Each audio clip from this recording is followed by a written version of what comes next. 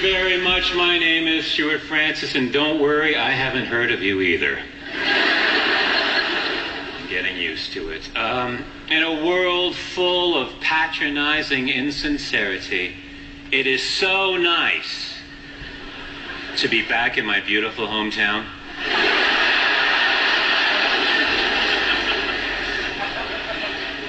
Edinburgh. So many people are jumping on the Barack Obama bandwagon, which, as an African American,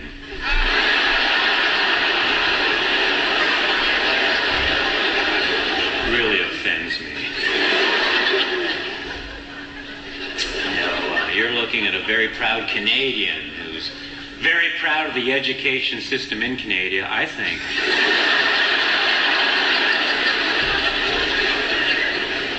I think it's the goodest of all 17 countries. No, I was horrible in school. I failed math so many times I can't even count. I was good at history. No. No, I wasn't. So long ago. I preferred French over chemistry because the chemistry teacher and I just didn't have any,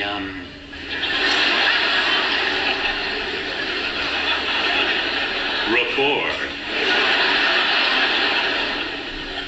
Sadly, as a Canadian, I don't speak French. Such is life. When I was a kid, my fairy godmother asked me if I wanted a long penis or a long memory. I forget my response.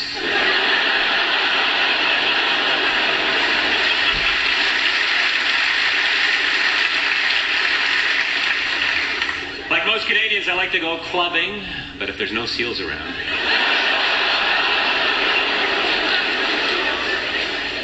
I like to go dancing. Last night I went to a dance club that was full of white kids talking black. Got so annoying I finally left. Besides, daylight come and me want to go home.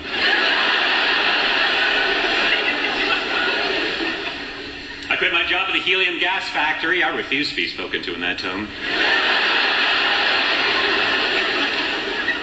That's the thing, my friends. I'm a one-liner comedian. I'm not a storyteller. And interesting how that all started. We all have bittersweet memories of our childhood. I recall one summer when the neighborhood parents were buying their children skateboards. It was the rage at the time. Except for my parents. They told me that we were too poor and that they couldn't afford to buy me a skateboard.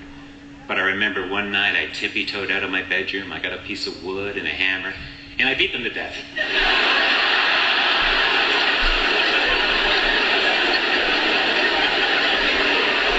My foster parents bought me 5 skateboards. My sexual fantasy is to make love to Sigmund Freud's father. Mother!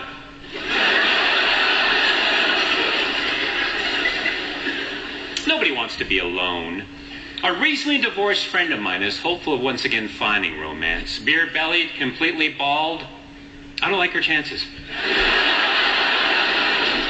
You gotta be careful. I was involved in a one-night stand that went horribly wrong. We've been married 3 years now. They say opposites attract, but try explaining that to my short, ugly wife. No, my wife is beautiful. My wife has an ass like J-Lo. No, Jell-O.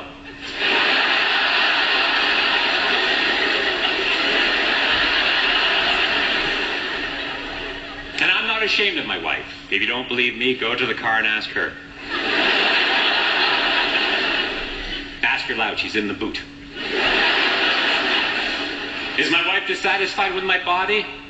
A tiny part of me says yes.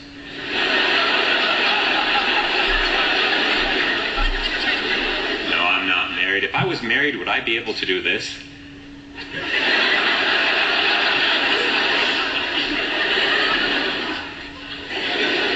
Exactly. No, I've got a girlfriend. I've been going out with my girlfriend for sex.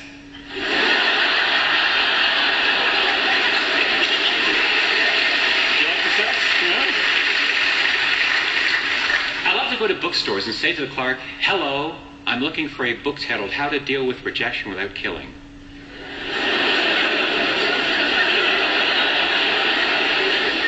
Do you have it?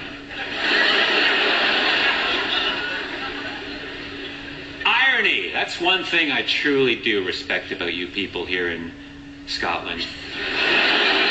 You get irony, and it's everywhere. Sharon Osbourne judges talent. Yeah, irony. There's a paper in Scotland called The Sun. Oh dear me. A lot of people accuse me of taking the audience for granted, and I like to address that before I get to the standing ovation. I knew you'd like that, Chad. I hope you guys are doing okay. Money-wise, I'm set for life, provided I die next Tuesday. I'm trying to become at least the most famous person in my neighborhood. There's a guy in my neighborhood. He's in the Guinness Book of Records. He's had 43 concussions. He lives very close. In fact, just a stone's throw away. But the point...